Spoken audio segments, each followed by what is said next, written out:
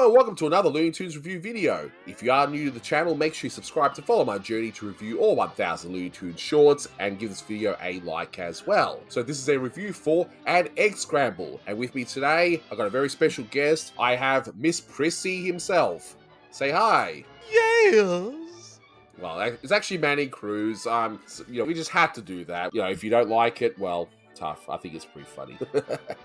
So, a few bits of info to get underway. So, this is An Egg Scramble, released on the 27th of May, 1950. It had a blue ribbon reissue sometime in 1958. It's the 590th in the series, and it's directed by Bob McKimson. You can find this on the Looney Tunes Golden Collection Volume 3 DVD set, and I have a link below to that set.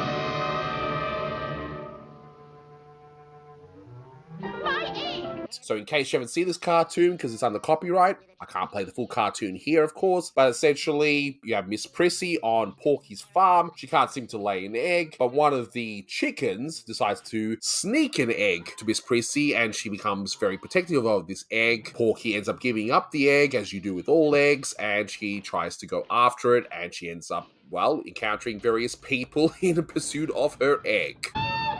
Now, some trivia. As for Miss Prissy, this is her first appearance, and she would later on be used in other Bob McKimson shorts featuring Foghorn Leghorn, and I can't wait to do those because I think she makes an excellent side character for those shorts. I mean, would you agree with that? I think you mean she'd make an excellent addition to the Foghorn Leghorn series. That's a joke, son. Gag, that is. Yes. Why I bring you on here, I don't know. But anyway. I'm just really cracking you up tonight. Oh. No. Don't mind me. It's almost 11 o'clock at night. You know, my brain's a little scrambled. And the yoke's on me for bringing you on. I mean, seriously. You know, you're a real cluck. I know. This is an absolute. It's just going to turn into nothing but chicken and egg puns for the rest of the commentary. I really clucked up. Yeah, it's an absolute cluster cluck.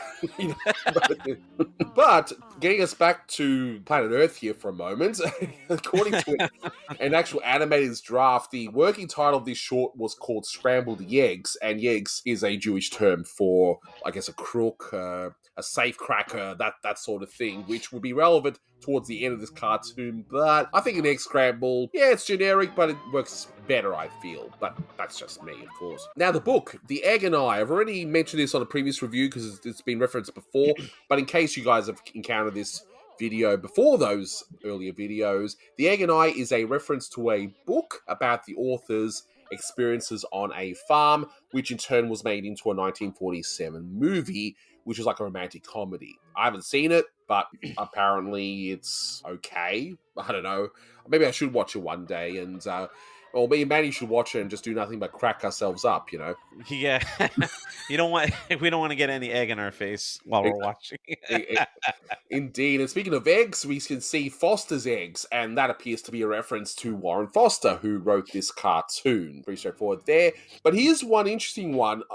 In a very blink and you miss it moment, you can see in the background the Susie Q nightclub. And it's my understanding the Susie Q was a dance step in certain dances, like the one that Manny always does, which is the Lindsay hop. And it's also known as a heel twist in line dances, which Manny also enjoys doing in his spare time.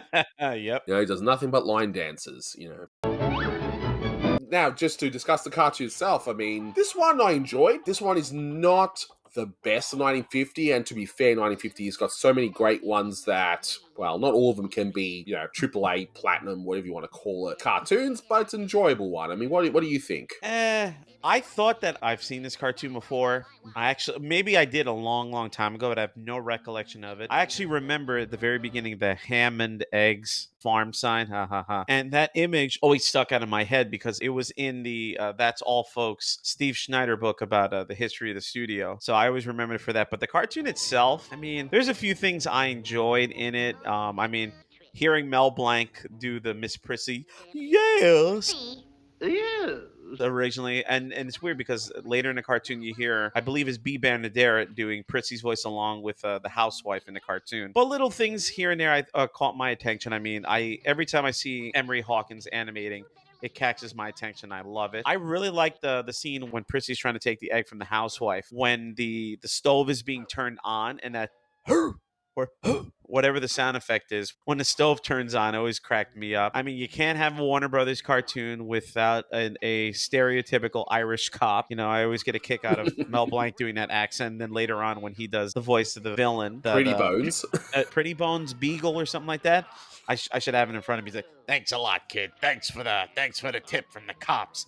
I wrote down here, I like when he yells, "Ah, you blue-coated schmoes." Go on, you blue-coated schmoes. And then one of the cop, that more high Mel Blanc voice, like, "Sticks and stones may break my bones." Like, that made me chuckle a bit. Sticks and stones may break our bones, but names will never hurt us. And one thing that I thought was funny, but not like in a ha ha ha funny kind of way, but like kind of weird, and we talked about it prior to recording, when Prissy is like runs into the middle of the street, and then when the truck makes an impact on her and like the front bumper gets twisted around her neck. But I'm like, did I miss something? Did the truck actually make impact on her? Because I rewatched the scene, I slowed it down, and I was like, wait, I don't think it actually didn't even show any impact. It just cut right to the smoke and her having the bumper around her neck. Yeah, it's either an animation error or it could be just done for cost, maybe, because it's a lot cheaper to do that. It looked very weird to me. It was definitely something I noticed too. It is what it is, I guess.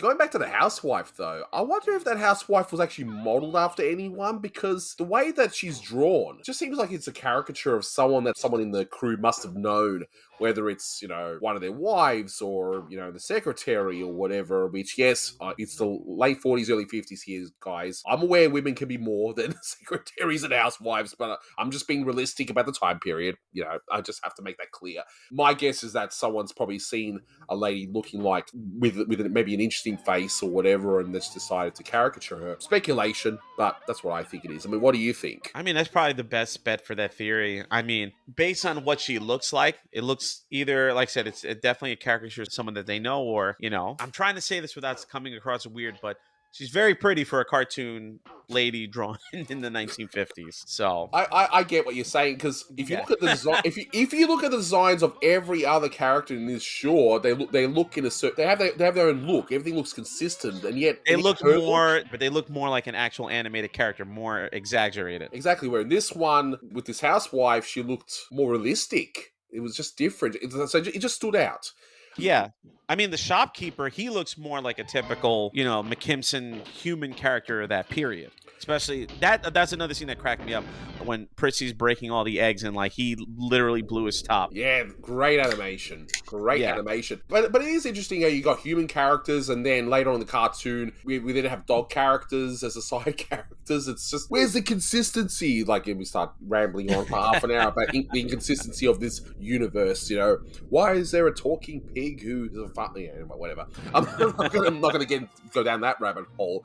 You know, it is what it is, of course. I do like, of course, Porky's rendition of Old MacDonald. Old MacDonald had a farm, E-I-E-I-O. And on this farm he had some chicks, E-I-E-I-O.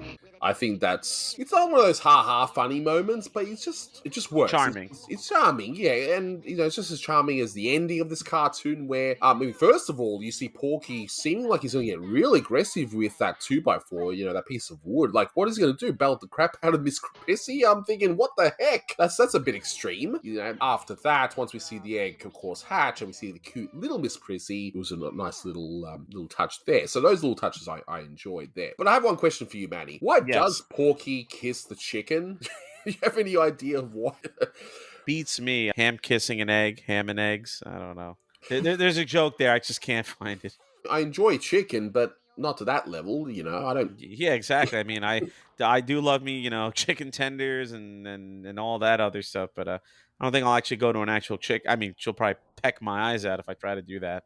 Yeah, it's just okay, you know. She's laying an egg, you know. Get over it, Porky. That was very weird. I mean, to me, it probably means something further. So if there is a hidden joke about that part, definitely let me know in the comments, because I'm really curious to know about that. Manny's music time. There's the name song. I sound like Krusty. They buy it in light. Yeah, you get the point. Not much music here. I mean, you have the cliche chicken reel that you hear in the cartoon. You hear, of course, Porky's beautiful rendition of old McDonald had a farm. You hear a little bit of the preludes from Franz Liszt. That nice man fighting to protect my egg. Oh, sorry, Franz Liszt. Never heard of him. Wrong number. And at the very end of the cartoon, you hear a little bit of Babyface, which was written by Harry Axt, and the lyrics were written by Benny Davis, and it's from 1926. So it was already a pretty old tune by the time this cartoon came out in theaters in 1950. But I mean, it's kind of cool, you know, when you see, because I'm looking at all the cue sheets, and I see that this cartoon is like, oh, there's only 5 cues. There's not really much to say, as opposed to like, what's up, Doc? And There's Scarlet like Pumpernickel. and the Scarlet Pumpernickel. Yeah, Scarlet Pumpernickel, his bitter half, and What's Up, Doc have a ton of cues. And then look, All a Bird. There's only 3, and one of them is a merry-go-round broke down.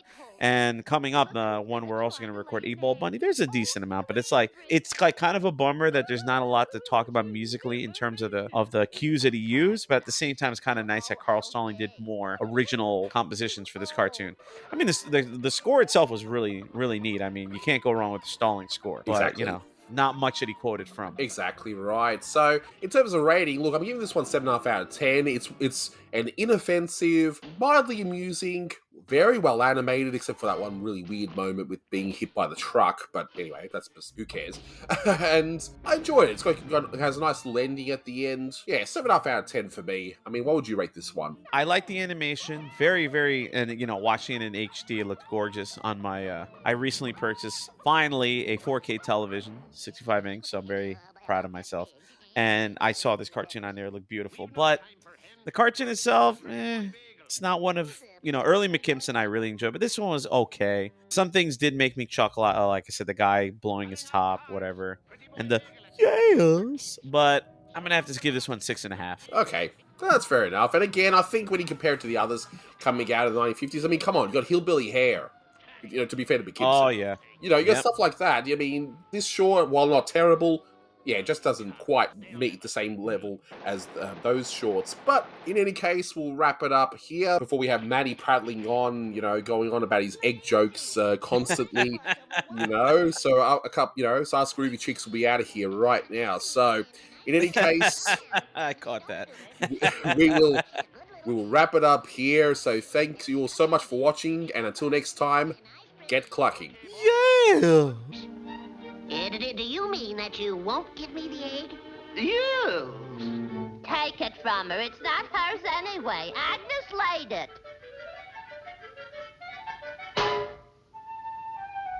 Well, you were Prissy's egg after all, weren't you? Yeah.